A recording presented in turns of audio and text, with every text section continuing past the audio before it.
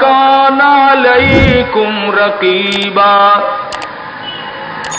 وقال النبي صلى الله تعالى عليه وسلم النکاح من سنتی فمن رغب عن سنتی فلیس منی. وقال النبي صلى الله تعالى عليه وسلم من لم يرحم صغيرنا ومن لم يوقر كبيرنا فليس منا. وقال النبي صلى الله تعالى عليه وسلم من احیا سنتی عند فساد امتی فلہ اجر 100 شہید. وقال النبي صلى الله تعالى عليه وسلم اذا ظهر الفتن وبالبدع فليظهر العالم علمه ومن لم يفعل فعليه لعنة الله والملائکۃ والناس اجمعین. صدق اللہ مولانا العلی العظیم وصدق رسولہ النبی الکریم ونحن علی ذلک لمن الشاہدین والشاکرین والحمد للہ رب العالمین. درود شریف. اللہم صل علی محمد وعلی آل محمد كما صليت على إبراهيم وعلى آل إبراهيم إنك حميد مجيد. اللهم بارك على محمد وعلى آل محمد كما باركت على إبراهيم وعلى آل إبراهيم إنك حميد مجيد.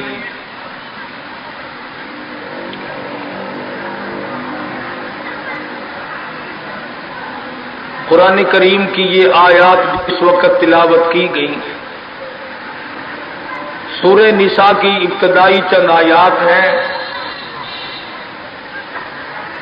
امام الانبیاء محبوب کبریا حضرت محمد الرسول اللہ صلی اللہ تعالی علیہ وسلم کے ارشادات میں سے 2-3 حدیث پاک کی تلاوت کی ہے. خداوند کریم اپنے فضل و کرم سے اس آیت کی تشریح اور حدیث پاک کا مفہوم سمجھانے کی توفیق عطا فرمائے. یہ محفل، یہ مجلس ایک شادی کے سلسلے میں، اسی کی تقریب سعید کے سلسلے میں منعقد کی گئی. بہت اچھی بات ہے کہ اللہ اور اس کے رسول صلی اللہ علیہ وسلم کے ذکر خیر سے کسی شادی کی ابتدا کی جائے.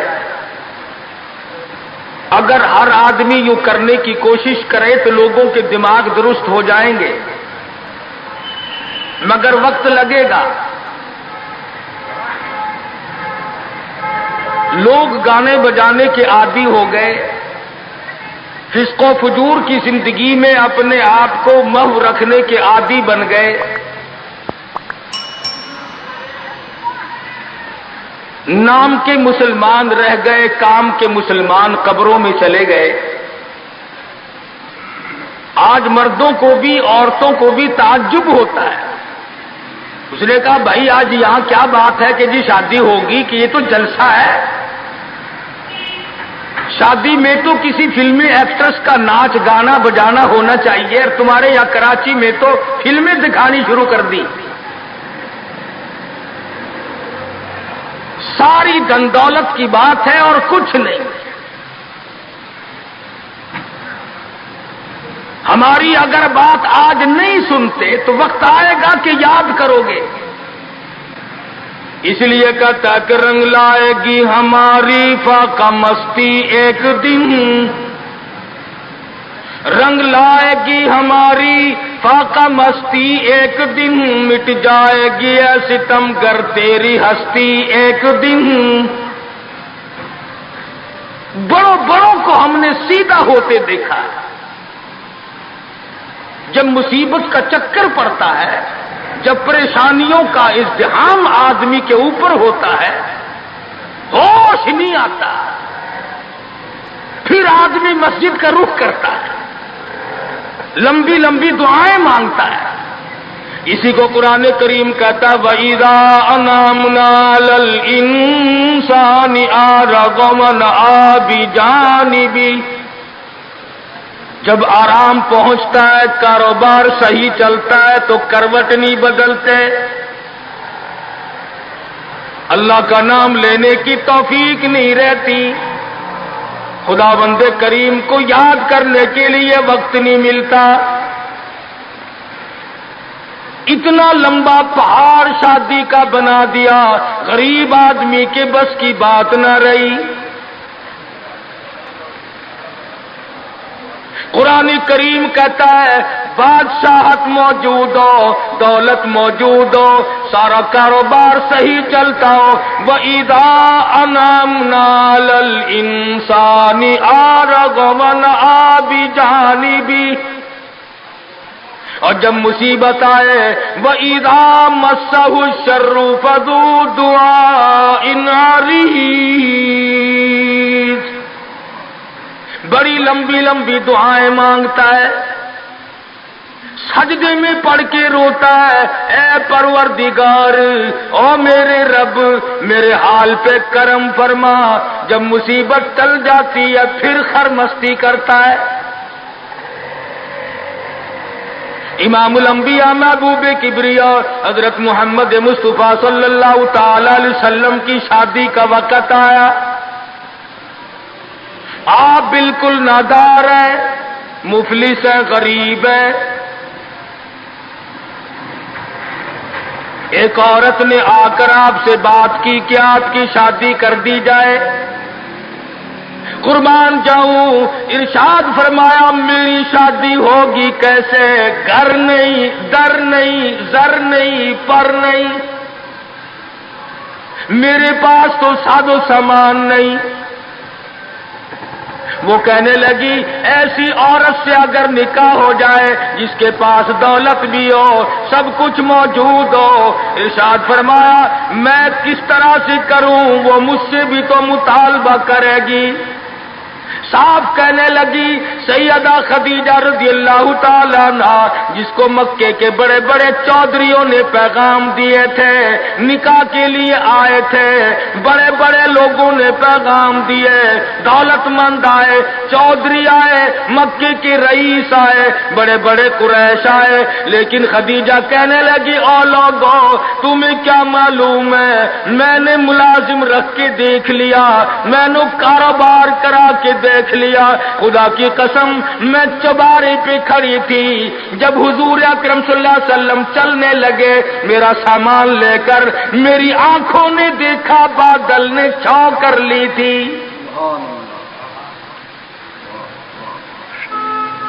بادلوں نے چھاؤں کی، میری آنکھوں کے سامنے سورج کی تپش زیادہ تھی، حضور کے سر پہ آ کر بادلوں نے چھاؤں کی. اور لوگوں میں تو ان کے بادلوں کے چھاؤں میں آنا چاہتی ہوں. میں غریب بے شک ہے، وہ یتیم ہیں، لاوارث ہیں، ان کا کوئی نہیں، میں اپنے آپ کو ان کے قدموں پہ نثار کرنا چاہتی ہوں.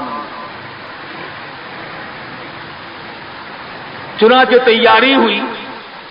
حضور نے فرمایا میں کیا تیاری کروں، میرے پاس تو کچھ نہیں.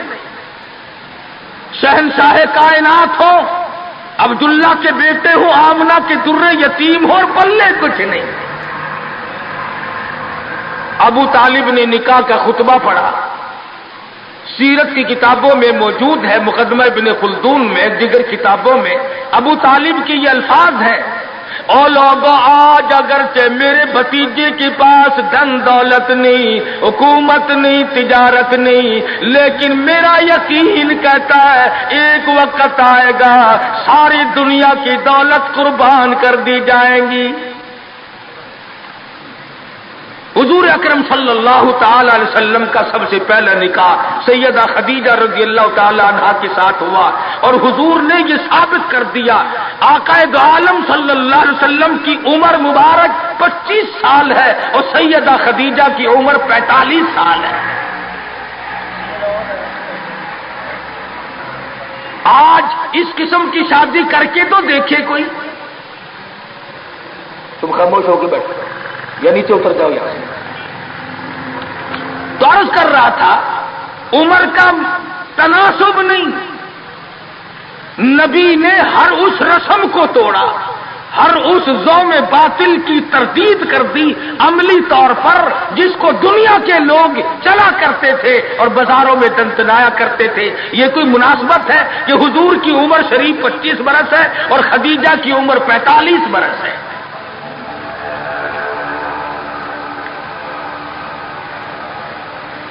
عمر والے مسئلے کو ختم کر دیا گیا۔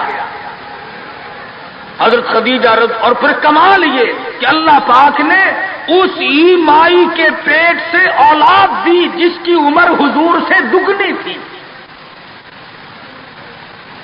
آج تو اگر تھوڑی سی عمر زیادہ ہو جائے لڑکی کی، پھر تو لوگ فتا لے کر کے آتے ہیں کہ میاں ناپ کے دیکھو پہلے کتنی بڑی ہے۔ کون زوم کرتا ہے، کون گمان کرتا ہے؟ پچھلے سال میرے پاس ایک آدمی آیا اور کہنے لگا قاری صاحب ایک دعا کر دے۔ میں نے کہا کی کہ پہلے تو لڑکی کا رشتہ مانگنے کے لیے کافی لوگ آتے تھے، ہمیں ہوش نہ آیا، اب عمر کچھ زیادہ ہو گئی، اب کوئی مانگتا ہی نہیں۔ میں نے کہا دریا چناب میں دھکا دے دو، اب لے گا کوئی نہیں۔ پتہ چلا شرافت بڑی چیز ہے، طہارت بڑی چیز ہے۔ یہ عمر کا بھی مسئلہ جو ہے یہ دیکھنے آج کل اگرچہ دیکھنا پڑتا ہے لیکن اس کی مناسبت کوئی نہیں۔ اگر لڑکی کی عمر زیادہ ہو تو حضور کے عمل نے پہلے یوں تردید کر دی، اور پھر ایسا وقت بھی آیا کہ حضور اکرم صلی اللہ علیہ وسلم کی عمر مبارک تقریباً 42 برس ہے اور سیدہ عائشہ صدیقہ رضی اللہ تعالی عنہا کی عمر 6 برس ہے۔ حضور کے عمل نے اس بات کو بھی توڑ دیا کہ اگر لڑکے کی زیادہ عمر ہو جائے تو کوئی بات نہیں، سنت کے خلاف نہیں ہے، شریعت کے خلاف نہیں ہے۔ سیدہ عائشہ صدیقہ رضی اللہ تعالی عنہا کی عمر مبارک اس وقت 9 برس ہے جب رخصتی ہوئی، اور حضور صلی اللہ علیہ وسلم کی عمر شریف میں حیات اور زندگی میں سیدہ عائشہ صدیقہ نے 18 برس گزارے۔ تو میں عرض کر رہا تھا سیدہ خدیجہ رضی اللہ تعالی عنہا کا جب انتقال ہو گیا تو بچیوں کا تمام دیکھ بھال، نگرانی اور سارا اہتمام حضور کے گلے میں آ پڑا۔ آپ بڑے پریشان ہوئے، غرضے کہ آپ نے اپنے عمل سے یہ سارے کے سارے زندگی کی جتنی رسومات تھی ان وسلم کے بارے میں قرآن کریم نے صراحت کے ساتھ فرما دیا، وَوَجَدَكَ عَائِلًا فَأَغْنَىٰ۔ اور میرے نبی، ہم نے خدیجہ کے مال کے ساتھ آپ کو بے نیاز اور مستغنی بنایا۔ خدیجہ رضی اللہ تعالیٰ عنہ مکے کی تاجرہ تھی، مکے کی رئیسہ تھی، مکے کی بہت بڑی دولت مند تھی، لیکن گھر میں حضور کے آ کر پھر یہ ہاتھ نہیں رکھا یہ دولت میری ہے، یہ مال میرا ہے، حضور کے سپرد کر دیا۔ اور میرے آقا میری جان بھی، میرا دل بھی، میرا ایمان بھی، میرا مال بھی، سارے کا سارا آپ کے حوالے۔ سیرت کی کتابوں میں موجود ہے، حضور نے فرمایا خدیجہ عورت ذات ہے، میرے حوالے مال کرے گی، کل کو ختم ہو جائے گا، پچھتائے گی۔ عرض کرنے لگی میرے آقا آپ چاہے ایک دن میں ختم کر دیں میں اف نہ کروں گی۔ چنانچہ دوسرے ہی دن حضور اکرم صلی اللہ علیہ وسلم نے محض چند دنوں میں جتنی خدیجہ کی دولت تھی ساری مکے کے غریبوں میں تقسیم فرما دی۔ آج کل تو لڑکی جو کپڑا جو جہیز لے کر آئے، ایک ایک چیز پہ اصل تو گھر والے انشاءاللہ نام لکھ کر بھیجتے ہیں، پہلے سے ہی ہر چیز پہ نام لکھا ہوا ہوتا ہے، اور نام نہ بھی لکھا ہو اس کی نظروں میں ہے، مجال ہے کوئی اگلے گھر کا آدمی اس کی لائی ہوئی چیز کو ہاتھ تو لگا کے دیکھے، میاں تم کون ہوتے ہو، میں لائی ہوں۔ سیدہ خدیجہ کے عمل نے اس بات کی بھی تردید کر دی کہ جب تم شادی ہو کر کے آ گئی ہو تو تم بھی اور تمہارا مال بھی سب اس کے سپرد ہے۔ حضور صلی اللہ علیہ وسلم نے اپنی 11 شادیاں فرمائی اور 4 بیٹیوں کی شادیاں فرمائی۔ سیدہ رقیہ رضی اللہ تعالیٰ عنہ کی شادی عثمان ذی النورین رضی اللہ تعالیٰ عنہ کے ساتھ فرما دی۔ دونوں کے دونوں میاں بیوی ایک جگہ بیٹھے تھے، حضور تشریف لے آئے، فرمانے لگے رب اکبر کی قسم میں نے ساری زندگی میں اتنا حسین جوڑا نہیں دیکھا۔ اور حضرت رقیہ رضی اللہ تعالیٰ عنہ نے حضرت عثمان کے ساتھ لگ کر حبشے کی ہجرت فرمائی، پھر مدینہ منورہ کی ہجرت فرمائی۔ اس لیے قرآن کریم نے فرما دیا یا ایھا الناس، اے لوگوں، او انسانوں، او آدمیوں، او مردوں، اے عورتوں، اتقوا ربکم، ڈرو اپنے پروردگار سے۔ کس معاملے میں ڈریں، کن حالات میں ڈریں، کیا کرتے ہوئے ڈریں؟ ربکم الذی خلقکم من نفس واحدۃ وخلق منها زوجها وبث منهما رجالا کثیرا ونساء۔ اے لوگوں، ڈرو اس پروردگار سے، تمہیں ایک آدمی سے اور ایک عورت سے پیدا کیا گیا،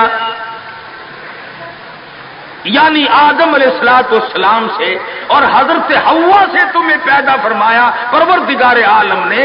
اس لیے قرآن کریم کا مطلب کیا ہے، مقصد کیا ہے، منشا کیا ہے یوں ڈرانے سے، کس لیے ڈرا رہے ہیں؟ خداوند عالم فرماتے ہیں اگر تو امیر آدمی ہے، لڑکی غریبوں کی ہے تو مجھ سے ڈر جا۔ یہ عیب نہ بنا کہ لڑکی غریب کی ہے میں امیر ہوں، کیوں؟ میں وہ بے نیاز ہوں، شام کو سوئے لکھا پتی، صبح کو اٹھے تو ٹکڑوں کا محتاج۔ میں ایسا بھی کر دیتا ہوں، شام کو سوئے بادشاہ، صبح کو اٹھے تو جیل کی کوٹڑی میں پڑا ہے۔ میں ایسا بھی کر دیتا ہوں کہ کروڑوں کا مالک ہے، اگر موت آ گئی تو کفن چندے کا پڑ رہا ہے۔ فرمایا لڑکی والوں کو یہ حق نہیں کہ وہ لڑکے کے بارے میں یہ کہیں کہ یہ تو غریب ہے، ہم اس کو کیسے دیں۔ آؤ پھر قرآن کریم سے پوچھ لیں، ہم مسلمان ہیں، ہمارا قرآن پہ ایمان ہے، محمد عربی صلی اللہ علیہ وسلم کے فرمان پہ ہم سب کا ایمان ہے۔ آؤ قرآن سے پوچھے کہ لڑکا لڑکی کی جب شادی کرنے کی نوبت آئے تو کیا دیکھنا چاہیے، کیا ڈھونڈنا چاہیے، کیا تلاش کرنا چاہیے۔ قرآن کریم سے ہم نے پوچھا کیا بنگلہ دیکھے، فرمایا نہیں۔ آج بنگلے والا کل کو قبر میں ہو سکتا ہے، آج بنگلے والا کل کو فٹ پاتھ پہ سو کر کے وقت کاٹنے والا بن سکتا ہے۔ کوٹھی والا تلاش کریں، فرمایا نہیں۔ کوئی اونچی ملازمت والا، اونچی پوسٹ والا لڑکا تلاش کرے، فرمایا نہیں۔ زیادہ لکھا پڑھا دیکھیں، فرمایا نہیں نہیں۔ دھن دولت والا دیکھیں، نہیں نہیں۔ کاروبار والا تلاش کریں، فرمایا نہیں نہیں۔ لڑکی بھی اسی طرح سے مالدار کی تلاش کریں، فرمایا نہیں۔ دولت مندوں کی تلاش کریں، نہیں نہیں۔ پھر اے اللہ کے قرآن تو ہمیں بتا ہم کیا معلوم کریں، کیا دیکھیں، کیا سنبھالیں، کس چیز کی تلاش کریں؟ فرمایا وَلَا تَنكِحُوا الْمُشْرِكَاتِ حَتَّىٰ يُؤْمِنَّ۔ نعرہ تکبیر!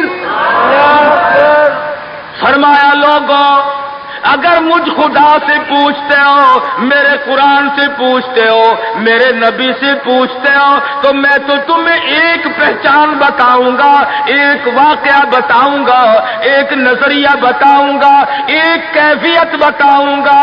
تمہیں سب سے پہلے یہ دیکھنا پڑے گا وَلَا تَنكِحُوا الْمُشْرِكَاتِ حَتَّىٰ يُؤْمِنَّ۔ اگر لڑکی مشرکہ ہے، شرک کرتی ہے، شرک کرتی ہے، الہ العالمین شرک تو کرتی ہے مگر مالدار بڑی ہے، اے پروردگار عالم شرک تو کرتی ہے لیکن خوبصورت بڑی ہے۔ فرمایا وَلَأَمَةٌ مُؤْمِنَةٌ خَيْرٌ مِّن مُّشْرِكَةٍ وَلَوْ أَعْجَبَتْكُمْ۔ قرآن خود کہتا ہے مشرکہ لڑکی چاہے تمہیں مالدار نظر آئے، چاہے تمہیں خوبصورت لگے، آجبتکم قرآن کے الفاظ ہیں، تمہیں عجیب معلوم ہوتی ہو، تمہیں اس کے انداز، اس کی چال، اس کی ڈھال، اس کی رفتار، اس کا سونا چاندی تمہیں بہت بڑی چیز دکھائی دیتی ہو۔ فرمایا اسی طرح سے لڑکے کا ولا تنکحوا المشرکات حتی یؤمنوا وَلَعَبْدٌ مُؤْمِنٌ خَيْرٌ مِّن مُّشْرِكٍ وَلَوْ أَعْجَبَكُمْ۔ الہ العالمین لڑکا شرک تو کرتا ہے مگر مالدار بڑا ہے، لڑکا شرک میں تو ڈوبا ہوا ہے مگر خوبصورت بڑا ہے۔ قرآن کا اعلان سنو، پیغام سنو، فرمایا شرک سے بچنا، سب سے پہلے لڑکے لڑکی کا عقیدہ دیکھنا، اگر عقیدہ صحیح ہوگا تو بات بنے گی، اگر غلط عقیدے کی لڑکی آ گئی خاندان کا بیڑا غرق کر دے گی۔ حافظ جمال صاحب بولی شاہ قلندر رحمت اللہ علیہ پانی پت میں مزار ہے، میں اب ہندوستان گیا تھا تو اب بھی حاضری دینے گیا تھا۔ ہم اولیاء کرام کو بڑا مانتے ہیں،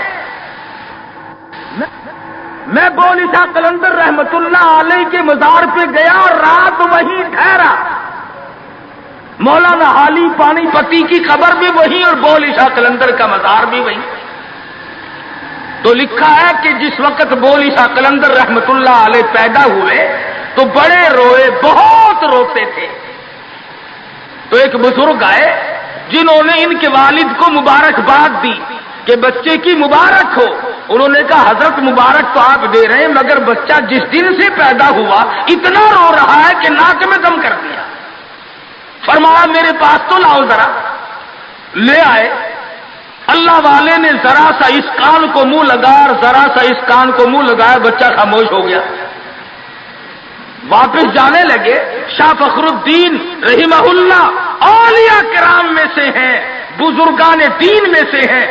شاہ بہاء الحق زکریا ملتانی رحمت اللہ علیہ کے داماد ہیں۔ جو لڑکی یہاں رہتے رہتے فوت ہو گئی تھی تو شاہ فخر الدین نے کہا حضرت بتاؤ، فرمایا تمہیں معلوم نہیں بولی شاہ قلندر کی والدہ اماں قرآن کریم کی حافظ ہے اور قرآن سے اتنا عشق ہے، اتنا لگاؤ ہے، اتنا سوز و گداز ہے، اتنی محبت ہے کہ ایک ختم قرآن کا روزانہ پڑھتی تھی۔ بچے کو پیٹ میں لے کر ایک ختم قرآن روزانہ کا پڑھتی تھی۔ تو بچے کی روح کا اور قرآن مجید کا اتنا گہرا تعلق ہو گیا۔ اب چونکہ اماں زچگی میں آدھی چھلے میں پڑ گئی اس لیے قرآن نہیں پڑھتی۔ ارے آدھی کی عادت ٹوٹی، ناشی کا نشہ ٹوٹا، روئے نہ تو کیا کرے۔ میں نے اس بچے کے کان میں ایک آیت اس میں پڑھی، ایک آیت اس طرف پڑھی، بچے کی روح کی غذا مل گئی، خاموش ہو گیا۔ بات یہ کر رہا تھا کہ یہ سارے کے سارے معاملات قرآن کریم کا اعلان ہے، عقیدہ دیکھو، نظریات معلوم کرو۔ اگر غلط عقیدہ گھر میں آ گیا تو بات بگڑے گی، وہ اپنے ساتھ ساتھ اوروں کو بھی لے بیٹھے گی۔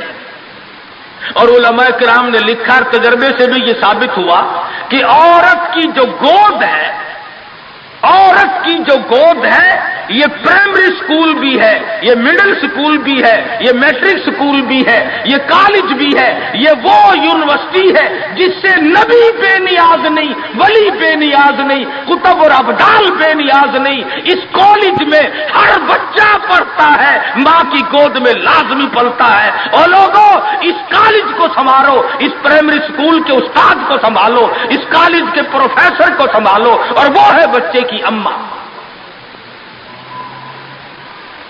ہمارے یہاں بالخصوص عورتوں کی تعلیم کا، دینی تعلیم کا کوئی انتظام نہیں کرتے. بچپن میں چھوٹی چھوٹی بچیاں مسجد میں وقت بے وقت گئیں اور قرآن کریم پہ انگلی پھیر لی، مٹھائی تقسیم ہو گئی کہ آج پروین کا قرآن ختم ہو گیا.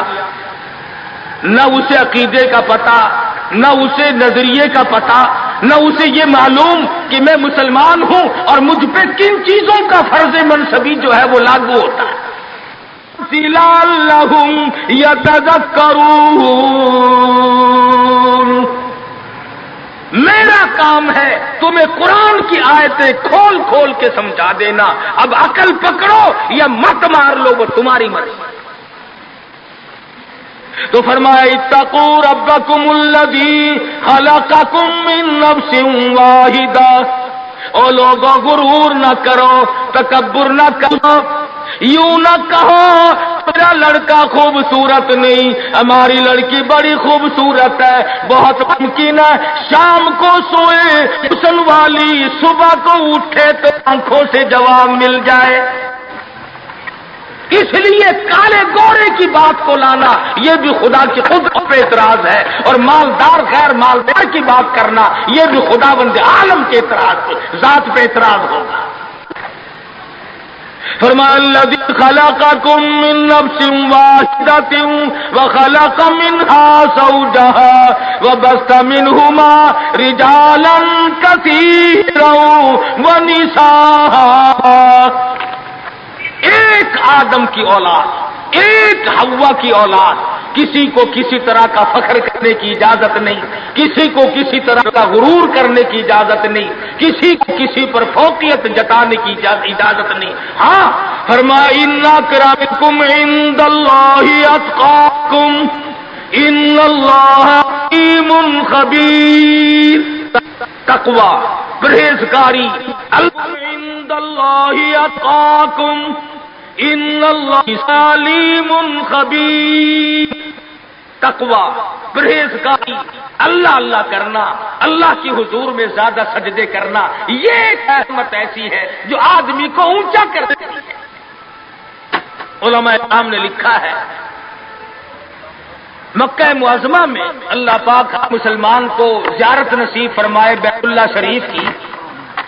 آمین بھی نہ کہیو، عقید میں آمین بھی مہنگی ہو گئی ماشاءاللہ، اور ساری چیزیں تو مہنگی ٹھیک ہے، چلو تمہارے یہاں آمین بھی مہنگی ہو گئی.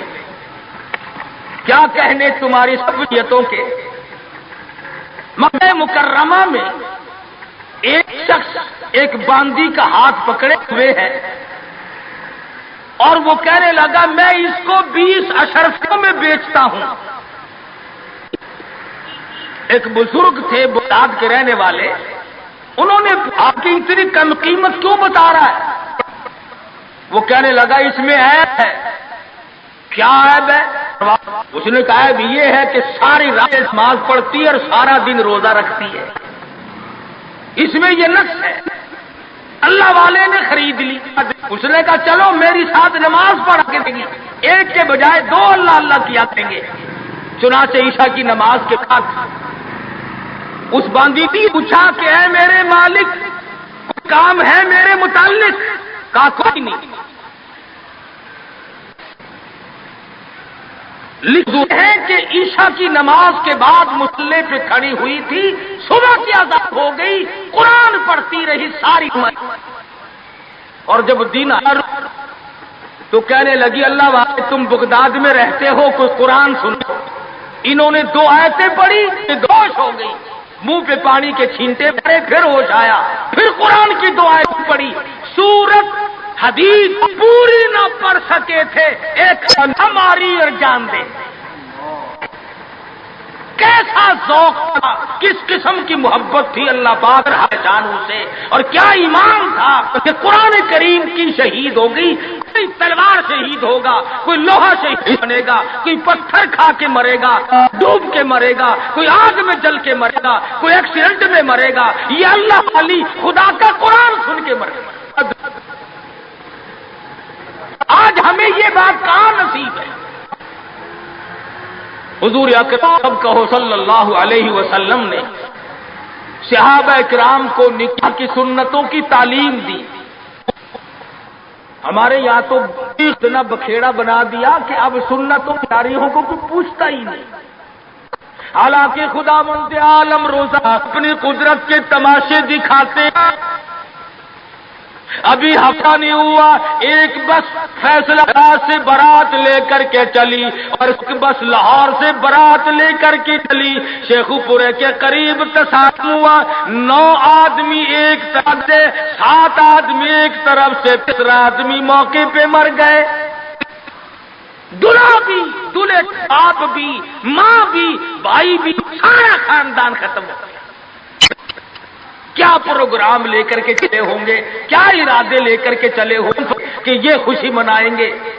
لاہور کے جس محلے میں دلہن آنا تھا ہم اس محلے میں ٹھہرے ہوئے تھے. سجا رکھا ہے، یہاں مسحری بچھائی ہے، یہاں سامان رکھیں گے، یہاں فریج رکھا جائے گا، یہاں پنکھے رکھے جائیں گے، یہاں پر تمام مہمان ٹھہریں گے. خود قسم انتظار ہے سامان کا. اور کچھ دیر کے بعد 7 آدمیوں کے چھیچڑوں اور گٹھڑیوں کی گٹھڑیاں بن کے آئی. اس لیے ہمیں ہر حال میں اللہ پاک کے قہر اور غضب سے ڈرنا چاہیے. ڈرتے نہیں. ہمارے ملتان میں ایک بہت بڑے ٹرانسپورٹ نے اپنی بچی کی شادی کا پروگرام بنایا تو برات بھی بہت بڑی آنی تھی. بڑے گاجے ہو رہے تھے اور بڑا ٹھیٹر تماشا کھانا پکانا. اچانک ٹیلی فون کہ شور کوٹ کے پاس ٹکر ہو گئی، ساری کار ختم ہو گئی، جس میں لڑکا تھا وہ بھی ختم ہو گیا. تو کسے معلوم صبح کیا ہو جائے گا اور شام کو کیا ہو جائے گا، کل کیا ہو جائے گا، کون جانتا. یہ تو آج ہم بدنصیب لوگ ہیں، اللہ کی ذات پر ہمارا یقین نہیں اور فال کھولنے والوں کو یقین کر لیتی ہیں، عورتیں بھی اور مرد بھی. ہاتھوں کی لکیر دیکھ کر لوگ تقدیر بتاتے ہیں. ساری عمر قرآن پڑھنے کے بعد اپنی تقدیر کا پتہ نہیں. میں کہتا ہوں کہ نبی کو اپنی تقدیر کا علم نہیں کہ صبح کیا ہوگا. رسول کو علم نہیں، وقت کو علم نہیں. اور یہ فٹ پاتھ پہ بیٹھ کر لوگوں کے ہاتھوں کی لکیر دیکھ کر تقدیر بتاتے ہیں. دس پر یقین کیا جاتا ہے. ہم ہیں مسلمان. ایک مرتبہ لاہور میں فٹ پاتھ پہ بیٹھا ہوا آدمی لوگوں کے ہاتھوں کی لکیر دیکھ رہا تھا اور تقدیر بتلا رہا تھا. بڑے لوگ کھڑے تھے، اچھے خاصے بڑے لوگ. کسی کو کہتا تھا تجھے بڑی اونچی ملازمت ملے، بہت اونچی پوسٹ پہ تو جائے گا. بس بابو جی اکڑ جاتے تھے، کیا کرنا، بس کیوں جی گورنر سے کم تو نہیں ہوں گا نا. اور ایک کو وہ لکیریں دیکھ کے کہنے لگا کہ تمہاری بہت فرسٹ لیڈی کے ساتھ شادی ہوگی. تو وہ تو بہت ہی چوڑا ہو گیا. اس نے کہا کیا بات ہے. اور لوگ پیسے بھی دے رہے تھے اور تقدیر لکھ رہے تھے. ہم مجمع میں کھڑے تھے. میں نے اپنے دوستوں سے کہا کہ یار آؤ ذرا ہم بھی دیکھیں تقدیر بتانے والا ایسا ہے یہ. وہ مجمع میں سے آگے کو نکل کر میں نے بھی آگے ہاتھ کر دیا. میں نے کہا سائی جی ذرا دیکھو میری تقدیر شادی ہے کہ نہیں.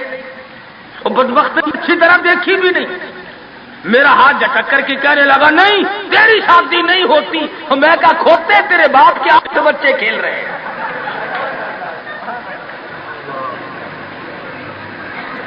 تجھے کیسے معلوم ہو گیا کہ شادی نہیں ہونی؟ البتہ اگر تو دوسری شادی کے بارے میں کہتا ہے تو بات اور ہے. وہ سارا اس کا کھیل ختم ہو گیا. غلط چیز، غلط عقیدے کی طرف بہت جلدی لوگ بھاگ جاتے ہیں. صحیح بات کی طرف محمد عربی صلی اللہ علیہ وسلم نے لوگوں 23 برس قرآن سنایا، فرمان بتایا، صحابہ کرام کا لشکر تیار کیا، ان کی زندگیوں میں انقلاب برپا کر دیا. ارے ڈوب کے جاؤ مسلمان کہلاتے ہوئے آج نہ نبی کی صورت ہے، نہ نبی کی سیرت ہے، نہ نبی کی سنت ہے، نہ نبی کا طریقہ ہے. ارے آج تک کسی عورت نے ہم سے یہ نہیں پوچھا کہ ہمیں فاطمۃ الزہرا کا لباس تو بتاؤ. آج تک کسی مائی نے ہم سے یہ نہیں پوچھا خدیجہ کا لباس بتاؤ. کوئی ماں بہن آج تک یہ پوچھنے نہ آئی ایسا صدیقہ رضی اللہ تعالیٰ عنہ کا لباس بتاؤ، ام حبیبہ کا لباس بتاؤ، ام سلمہ کا لباس بتاؤ، رقیہ ام کلثوم زینب کا لباس بتاؤ۔ کون پوچھے؟ کرنا ہو تو پوچھے۔ مدنی کریم صلی اللہ تعالی علیہ وسلم نے صحابہ کرام کی زندگی میں انقلاب برپا کر دیا۔ شادیاں حضور سے پوچھ کے کرتے ہیں۔ خدا کی قسم وہ شادیاں کتنی متبرک ہوں گی، کتنی برکت والی ہوں گی جن میں حضور نکاح پڑھانے کے لیے تشریف لاتے تھے۔ صحابی ہے مدنی کریم صلی اللہ علیہ وسلم کا، غریب ہے، نادار ہے، شکل کا بھی ایسا ہی ہے، چھوٹے سے قد کا صحابی ہے مگر حضور کا دیوانہ۔ دریائے کرم جوش میں آیا، فرمایا جلیبی تم نے شادی کی کہ نہیں؟ عرض کی یا رسول اللہ میری شادی کون کرے، غریب ہوں، نادار ہوں، مفلس ہوں۔ فرمایا جا فلاں صحابی کے پاس چلا جا، اس کے پاس لڑکی ہے، میری طرف سے جا کے پیغام دے دے۔ اس نے پیغام دیا، منظور ہو گیا، بڑا خوشی خوشی آیا، آ کے کہنے لگا کالی کملی والے صلی اللہ علیہ وسلم میرا کام بن گیا، میرا گھر بسے گا، میری چوک بسے گی، میرا گھر آباد ہوگا، مگر میرے پلے کچھ نہیں۔ فرمایا جا عثمان غنی سے 300 درہم قرض لے لے، تیرا قرض میں محمد الرسول اللہ ادا کروں گا۔ وہ کتنے خوش نصیب ہوں گے لوگ جن کی امداد شادی میں حضور فرمائے اور ضامن بن رہے۔ عثمان غنی کی خدمت میں گئے رضی اللہ تعالی عنہ کہ مجھے حضور نے بھیجا ہے، 300 درہم قرض دے دے، حضور نے مانگا ہے، حضور ضامن ہے صلی اللہ علیہ وسلم۔ 300 لے کر کے بازار گیا، کچھ کپڑا خریدا، کچھ برتن لیے، کچھ ساز و سامان بنایا، جھوپڑی کی تیاری کی۔ اتنی دیر میں مدینے میں اعلان ہو گیا انفروا فی سبیل اللہ، اور مسلمانوں آؤ میدان میں، کفر نے اسلام کو للکارا ہے، تیار ہو جاؤ لڑائی کے لیے۔ کیسے ذہن بنا دیے تھے مدنی کریم صلی اللہ علیہ وسلم نے۔ تو ایسا ہو، اس لیے کہتا جفا جو ہوتی ہے عشق میں وہ جفا ہی نہیں، جفا جو ہوتی ہے عشق میں وہ جفا ہی نہیں، اور جو بے ستم ہو محبت اس میں کوئی مزہ ہی نہیں، جو کسی کے فرمان پہ مار کھائی جائے بڑی لذت آتی ہے۔ صحابی حضور کی خدمت میں نہیں جاتا اور میرے آقا جہاد میں جاؤں یا شادی کروں، آپ مجھے حکم دیں جو فرماؤ گے کروں گا۔ حضور کی خدمت میں نہیں جاتا، شادی کا پروگرام خود بخود ملتوی کر دیتا ہے۔ اسلام کی عظمت بڑی شے ہے، شادی اس کے مقابلے میں کوئی شے نہیں۔ زیور واپس کر دیے، کپڑا واپس کر دیا، برتن واپس کر دیے، گھوڑا تلوار لی، میدان جہاد میں سب سے آگے جا کے ٹکرا گیا اور زخم کھا کر شہید ہو رہا ہے۔ حضور میدان جہاد میں تشریف لائے، فرمایا میرا دیوانہ شادی میں مصروف ہوگا۔ کسی نے جواب دیا نہیں، فجرحت جرحا شدیدا، یا رسول اللہ ہمارے ماں باپ آپ پہ قربان ہو جائیں، وہ پیچھے نہیں، وہ تو 80 کے قریب زخم کھائے ہوئے نڈھال پڑا ہے، تلواروں تیروں کے 80 کے قریب زخم آئے۔ رحمت دو عالم صلی اللہ علیہ وسلم کا دریائے کرم جوش میں آیا، فرمایا اٹھا کر کے جلدی میرے پاس لے آؤ۔ صحابہ اٹھا کے لائے، رحمت والی گود میں سر رکھ دیا۔ اور لوگوں، کوئی اسپتال میں دم توڑے گا، کوئی ایکسیڈنٹ میں مرے گا، کوئی بیوی بچوں کے سامنے تڑپ تڑپ کے مرے گا۔ خدا کی قسم یہ صحابی کتنا خوش نصیب ہے، رحمت للعالمین کی رحمت والی گود میں دم توڑ رہا ہے۔ نعرہ تکبیر، شان صحابہ۔ اور مدنی کریم صلی اللہ علیہ وسلم نے آخری وقت میں پیشانی پہ بوسہ دے کر کے فرمایا فزت برب الکعبہ، اور نوجوان رب کعبہ کی قسم تو بڑا کامیاب ہے۔ حضور کی گود میں دم توڑ رہا ہے، کیا خوش نصیب ہے، دیدار کرتا ہوا جا رہا ہے رحمت دو عالم کا، گود حضور کی، دیدار حضور کا، ہاتھ حضور کا، پیشانی حضور چوم رہی ہیں۔ ارے لاکھوں مرنے قربان کر دو اس صحابی کے ایک شہادت میں۔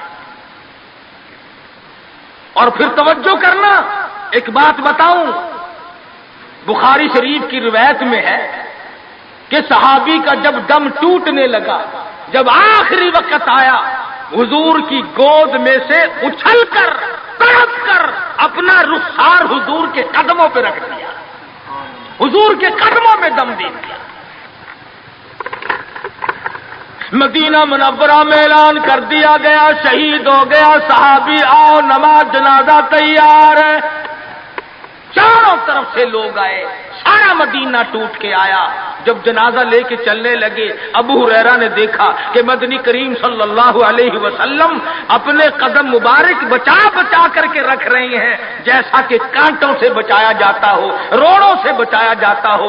ابو ہریرہ نے پوچھا میرے آقا اینٹ نہیں، روڑا نہیں، پتھر نہیں، آپ کس چیز سے قدم مبارک بچا رہے ہیں؟ فرمایا اس صحابی نے شادی والی عمر بھر کی تمنا، عمر بھر کی حسرت کو، عمر بھر کے ارمان کو، عمر بھر کی آرزوؤں کو حضور کے لائے ہوئے اسلام کی عظمت پہ قربان کر دیا۔ حضور فرماتے ہیں انی ارا مالا ترا، میں تمہیں کیا بتاؤں، اس کا جنازہ پڑھنے کے لیے آسمان سے 4000 فرشتہ آیا ہوا ہے۔ سنت کی اتباع بہت بڑی چیز ہے۔ مدنی کریم صلی اللہ علیہ وسلم نے اپنی بیٹیوں کی شادیاں کر کے صاف صاف بتا دیا کہ یہ طریقہ کار ہے، اس سے زیادہ اور کوئی حقیقت نہیں۔ سیدہ فاطمہ الزہرا رضی اللہ تعالی عنہا کی شادی کا وقت آیا، یہی رجب کا مہینہ ہے۔ ابو بکر صدیق رضی اللہ تعالی عنہ اور فاروق اعظم کو بلایا، فرمایا تمہیں پتہ ہونا چاہیے فاطمہ الزہرا سیانی ہو گئی ہے، میں نے نکاح کرنا ہے، مشورہ دو کس سے کروں؟ سبحان اللہ، نبی کے وہ مشیر بھی کتنے خوش نصیب ہیں کہ حضور اپنی بیٹی کے بارے میں بھی صدیق اور فاروق سے صلاح فرما رہے ہیں، مشورہ لے رہے ہیں۔ دونوں کے دونوں نے صاف فرمایا کہ علی سے بہتر کوئی نہیں۔ اندازہ لگاؤ وہ آپس میں اتنی محبت رکھتے تھے کہ ایک دوسرے کی شادی کے بارے میں حضور کو مشورہ دے رہے ہیں۔ فرمایا بہت اچھا، علی مرتضیٰ کو بلاؤ۔ بلا کے فرمایا کہ یہ میرا بھی ارادہ ہو گیا، اور ان دونوں حضرات نے مشورہ دیا کہ خاتون جنت کا نکاح تیری ساتھ کیا جائے، کچھ ہے پلے حق مہر دینے کے لیے؟ کہا یا رسول اللہ میں تو سپاہی آدمی ہوں، میرے پلے کیا ہے؟ یہ تلوار ہے اور یہ میری زرہ ہے جسے پہن کر میں جنگ کرتا ہوں، اور میرے پلے دھن دولت کچھ نہیں۔ تو فرمایا کہ یہ زرہ جو ہے اسی کو بیچ کر پیسے بنا لا۔ حضرت علی اٹھے، بیچنے کے لیے بازار جا رہے ہیں، راستے میں عثمان غنی ملے، فرمایا علی کہاں چلے؟ کہا میری آج شادی ہے، نکاح ہے، یہ زرہ بیچنے چلا ہوں، میں اپنی حق مہر دوں گا۔ فرمایا آجا سودا کریں گے۔ عثمان نے علی مرتضی نے سودا کیا، 400 درہم میں سودا ہو گیا۔ جب اٹھ کے چلنے لگے حضرت عثمان نے زرہ بھی پیسے بھی حضرت علی کو واپس کر دیے اور فرمایا کہ خاتون جنت کی شادی ہو، خرچ عثمان کا ہو، میں بڑا راضی۔ حضرت عثمان غنی رضی اللہ تعالی عنہ سے پیسے لے کر حضرت علی حضور کے جب خدمت میں گئے تو فرمایا زیرہ بھی لے آئے، پیسے بھی لے آئے؟ کہ ہاں۔ عثمان نے سب کچھ دے دیا۔ حضور صلی اللہ علیہ وسلم کے بے ساختہ ہاتھ اٹھ گئے، فرمایا عثمان تجھ پر خدا رحم کرے، تو نے ساری عمر میرا ہاتھ بٹایا۔ تو حضرت عثمان غنی سے حضور بڑے راضی تھے۔ ایک چکی خریدی گئی، ایک مشکیزہ خریدا گیا اور حضور صلی اللہ علیہ وسلم نے سادگی کے ساتھ نکاح فرمایا اور رخصت کر دیا، اور خود حضور سر پہ ہاتھ پھیر کر رخصت فرمانے کے لیے تشریف لے گئے اور برکت کی دعا کر کے واپس آ گئے۔ بتانا یہ چاہتا تھا کہ شادی کو لمبی چوڑے پکھنڈ اور یہ جو بنانا ہے وہ ہم نے بنائے، یہ سارے کا سارا رسموں کا کنواں ہم نے کھودا ہے۔ مہینوں پہلے انتظامات، مہینے پہلے بعد کو انتظامات، پھر لینا دینا۔ آج کل ویسے بھی چیزیں نہیں ملتی، مار سر میں درد ہو جاتا ہے کہ چینی کیسے پیدا کرے، گھی کیسے پیدا کرے، کہاں سے لائے اور کیا کیا جائے۔ میں یہ کہتا ہوں کہ لوگوں سادگی پہ آ جاؤ، نبی کی سنت پہ آ جاؤ، نبی کی غلامی میں آ جاؤ، اللہ اور اس کے رسول کے فرمان پہ آ جاؤ، سارے مسئلے چٹکیوں میں حل ہو جائیں گے انشاءاللہ۔ کوئی تکلیف نہیں کسی کو ہوگی، بالخصوص شادی کے بارے میں۔ آج غریب آدمی سوچتا ہی رہ جاتا اور بنتا ہی کچھ نہیں۔ تو صحابہ کرام نے اپنی زندگیوں میں ایسی تبدیلی کی تھی۔ سیدنا سلمان فارسی نے حضرت طلحہ سے کہا کہ طلحہ فلاں صحابی کے پاس لڑکی ہے، میں نکاح کر لوں گا، میرا بھی گھر بس جائے گا، ذرا تو پیغام دے کے آ۔ حضرت طلحہ جب پیغام دینے گئے تو گھر والوں نے کہا کہ بھئی سلمان کو تو ہمارا پروگرام نہیں بنتا، البتہ اگر تو چاہے تو ہم ابھی نکاح کرتے۔ انہوں نے کہا چلو میرا ہی کر دو، وہ نکاح ہو گیا۔ 8 دن یا 15 دن یا مہینے کے بعد حضرت سلمان کی نظر پڑی، فرمایا طلحہ یار تیرے ذمے کام لگایا تھا، جواب نہیں دیا۔ حضرت طلحہ نے گردن جھکا دی، فرمایا میں شرم کے مارے تیرے پاس نہ آیا، گیا تو تیرے لیے تھا، انہوں نے میری ساتھ نکاح کر دیا، تجھ سے ملتے ہوئے شرم آئی، تیرے کام گیا تھا، میں نے اپنا کام کر لیا۔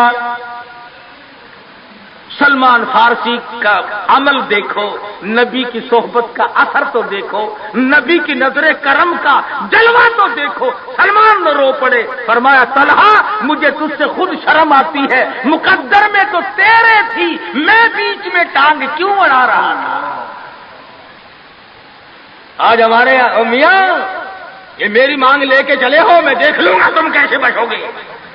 روزانہ اخبارات میں قتل آتا ہے، یوں منگیتر کو بھی مار دیا اور دوسرے کو بھی مار دیا، اور بے ایمانوں مارنا مرانا چھوڑ دو، کیا قصہ ہے یہ؟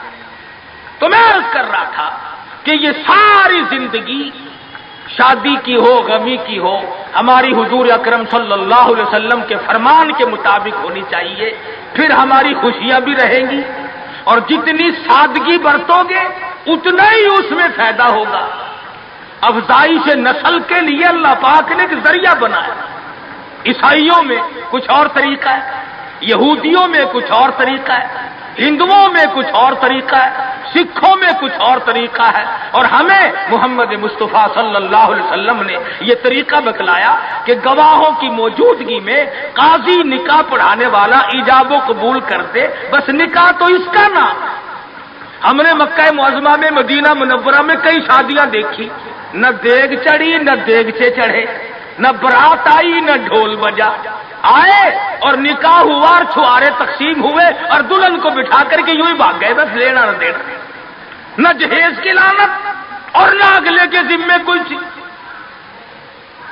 تو قرآن کریم نے ان تمام چیزوں کی تردید کی ہے۔ ہمیں سب کو اپنی زندگیوں میں، اپنے بچوں کے اور بچیوں کے معاملات میں ان چیزوں پہ عمل کرنا چاہیے، اپنی زندگی کو سادہ بنا۔ خدا کے پیغام کو مانو، امن ہو جائے گا گھر گھر میں۔ قبیلے قبیلے میں، برادری برادری میں سکون آ جائے گا، چین آ جائے گی، راحت آ جائے گی۔ اس لیے کہ جب سادگی کے ساتھ کرنے کے عادی بنیں گے تو لوگوں کو تمام طرف سے ریس پڑے گی۔ اب ہمارے یہاں ملتان میں کافی لوگ شادیوں میں تقریر کرانے کا پروگرام بنانے لگ گئے، تو وہ باجے گاجے والی جو لعنت تھی اس سے چھٹکارا پا گیا۔ اور ویسے بھی مہنگا ہوگا سودا، اگر شادیوں میں رنڈیوں کو لاؤ تو وہ بھی 10-20 ہزار سے کم نہیں ہوتی۔ مولوی بیچارہ یوں ہی مل جاتا ہے، چلو اللہ اللہ بھی صحیح اور مفت میں کام بھی ہو گیا۔